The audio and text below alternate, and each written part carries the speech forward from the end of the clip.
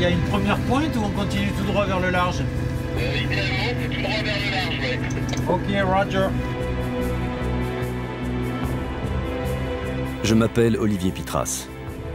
À bord de mon voilier polaire, le Southern Star, je suis en train de vivre une aventure d'1 an autour de l'Amérique du Nord avec une dizaine d'équipiers, dont mon fils Gaby et mon second, Laurent.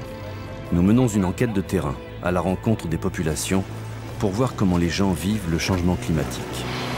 La première partie de notre voyage de la Norvège jusqu'au Groenland s'est révélée surprenante, avec des rencontres inattendues. Et on nous demande de nous adapter encore une fois à cette nouvelle situation. Non, non, cette fois vous êtes obligés de vous adapter. On est loin de pouvoir utiliser l'hydrogène comme source principale d'énergie. Tout ça nous amène à penser qu'il y a un très bel avenir pour l'ours polaire. Les gens disent « Oh, le réchauffement climatique ». D'ici 20 ans, nous assisterons à la naissance d'un tout nouveau Groenland.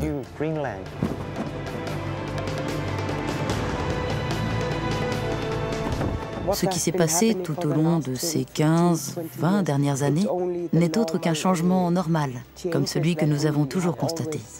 Et c'est ce que nous essayons d'évaluer. Est-ce que ce phénomène actuel est unique?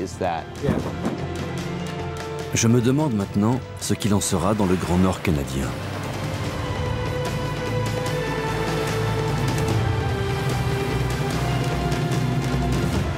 Pour l'heure, nous quittons Ilulissat, au Groenland, pour rejoindre le détroit de Bering, en Alaska, via le passage du Nord-Ouest. Que représente la nouvelle situation climatique pour les habitants de ces terres reculées ?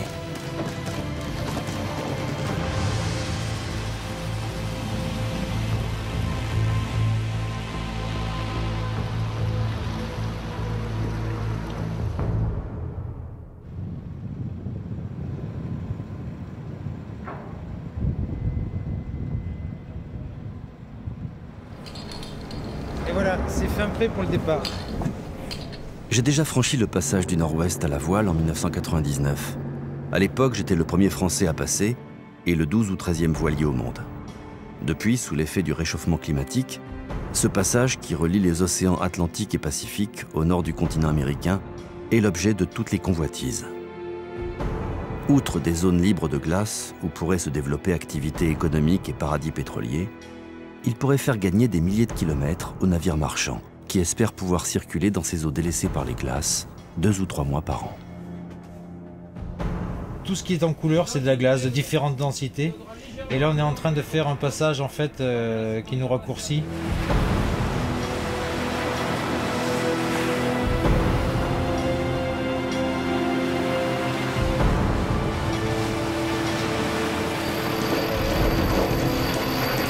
C'est d'avancer un peu pour aller voir et je finis, tu vois.